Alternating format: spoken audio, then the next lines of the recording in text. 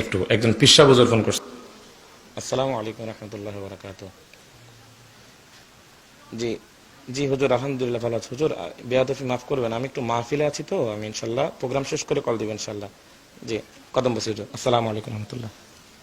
উনি পুরাটাই মিথ্যা কথা, একদম বানোয়াট, কোনো কন্ট্রোল আসে নাই।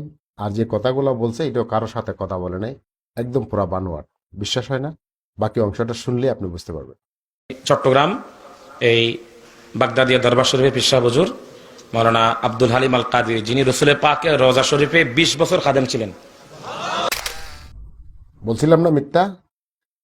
রাসুল সাল্লাহ সাল্লামের রোজা পাকের খাদিম 20 বছর, এই যার কথা বলছে কখনোই না, জীবনেও না। আর একটু জোরে কন্যা সুবহানাল্লাহ। নবীজির বাংলাদেশের কোনো লোক রাসুল সাল্লামের খাদিম হয়েছে? রওজা শরীফের 20 বছর খাদেম ছিলেন। যদি আপনারা কখনো কেউ চট্টগ্রাম যান, চকবাজার বাগদাদিয়া দরবার শরীফ, উনি খেলাফত প্রাপ্ত কাদেরিয়া তরিকাতের খেলাফত প্রাপ্ত মানে কি খোলাফায়ে রাশিদিনের লাইনের নাকি? তো খোলাফায়ে রাশিদিন এখন কয়জন হইব? 5 জন না 6 জন? উনি বায়াত করান এবং ওনার কাছে অসংখ্য তাবাররুকাত আছে। রসুলের পাকে রওজা শরীফের ভিতরের অনেক তাবাররুকাত আছে। নবীজির রওজা মোবারক যেই ঝাড়ু দেওয়া হতো, ওখান থেকে কিছু অংশ নিয়ে এসেছেন তাবাররুকাত হিসাবে। তারপরে বিশ্বের বিভিন্ন প্রান্ত থেকে বিভিন্ন ডলার ঝাড়ু, মানে ঝাড়ু নিয়ে আসছেন। ওই যে দেখেন আপনার দালালি কিভাবে করে, মানুষ কিভাবে শিরিকের দিকে আহ্বান করে, দালালি করে, দরবারের দিকে আহ্বান করে, একটু শুনেন। বিভিন্ন টাকা, হ্যাঁ, বিভিন্ন দেশের মুদ্রা রসুলের পাকের রওজা শরীফের ওখানে যারা আসি হাদিয়া দিত, তিনি সেগুলো নিয়ে এসেছেন। অনেকগুলো ওনার কাছে আছে। রাবেয়া বসরি, হাসান বসরি। বলছিলাম না আমি আপনাকে, এটা মিথ্যা কথা। রাসূল করিম সাল্লাল্লাহু আলাইহি সাল্লামের রওজাতে যারা যাইতো, যাইয়া বিভিন্ন দেশের মুদ্রা হাদিয়া দিত, এইটা কি ব্যবসা, ধর্ম ব্যবসা? এখানে কি এরকম কোনো সিস্টেম আপনার হায়াতে শুনছেন কখনো? দুনিয়া শুরু থেকে শেষ পর্যন্ত, কিয়ামত পর্যন্ত এই এই ব্যবস্থাটা এখানে হবে না।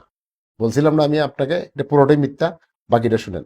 গৌসে পাক, গরিবে নামাজ, বাহাউদ্দিন নকশবন্দি, মুজাদ্দিদ আল ফেসানি সহ অসংখ্য আম্বিয়ে কেরাম, অসংখ্য আউলিয়া কেরামের অনেক পুণ্যবান, অনেক মুবাররকাত, তাবাররুকাত ওনার কাছে এখানে আছে।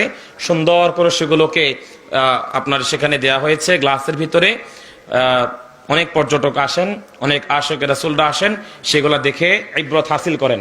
আপনারা যদি কেউ কখনো চট্টগ্রাম যান, প্রয়োজনে আমার সাথে যোগাযোগ।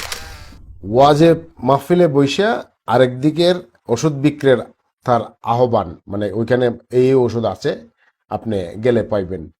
যদি রাস্তা না চিনেন, আপনার এখানে যাইতে ইচ্ছা হয়, তাহলে শুনেন কিভাবে যাইবেন, আপনি একটু ফলো করেন। আপনারা যদি কেউ কখনো চট্টগ্রাম যান, প্রয়োজনে আমার সাথে যোগাযোগ করবেন, ইনশাল্লাহ আমি আপনাদেরকে সেখানে নিয়ে যাব। পাইছেন? বলছিলাম না, পুরোটাই মিথ্যা কথা, একদম ডাহা মিথ্যা কথা। না ওই লোক বাংলাদেশের রাসূলের সাল্লাল্লাহু আলাইহি সাল্লামের রোজার খাদিম ছিল, না রোজা ঝাড়ু দেওয়ার কোনো ঝাড়ু আছে, না মানুষ দেশ বিদেশ থেকে এসে এখানে টাকা পয়সা মুদ্রা দান করে। এগুলো সম্পূর্ণ মিথ্যা এবং বানোয়াট কথাবার্তা। এগুলো হচ্ছে মানুষকে শিরিকের দিকে আহ্বান করা। ওয়াজ মাহফিলের মূল উদ্দেশ্য হচ্ছে সূরা মায়দা আয়াত নাম্বার ৬৭। কি বলছেন আল্লাহ? বলছেন যে হে রাসূল সাল্লাল্লাহু আলাইহি সাল্লাম, তুমি মানুষের কাছে পৌঁছিয়ে দাও যা আমি তোমার কাছে নাজিল করছি বা ওহী করছি। ওহীর বিধানটা মানুষের কাছে পৌঁছিয়ে দাও।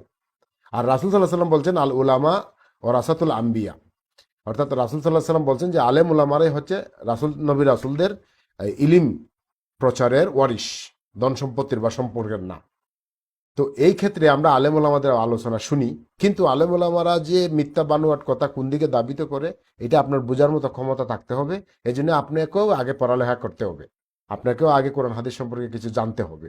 শুধু শোনার উপরে থাকলে আপনি বিভ্রান্ত হয়ে যাবেন।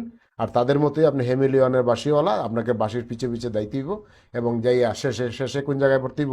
হয়তো নীল নদে, যেখানে মুসা আলাইসাল্লামকে তাড়া করছিল ফেরাউন, এরপর আল্লাহ সুবহানাহু ওয়া তাআলা পানি দিয়া ছাপা দিছিলেন, আপনাকে ওইখানে গিয়ে পড়তে হবে।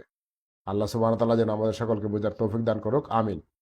ওয়া সাল্লাল্লাহু তাআলা আলা নবিয়িনা মুহাম্মদ ওয়া আলা আলিহি ওয়া সাহবিহি আজমাইন। আসসালামু আলাইকুম ওয়া রাহমাতুল্লাহি ওয়া বারাকাতুহু।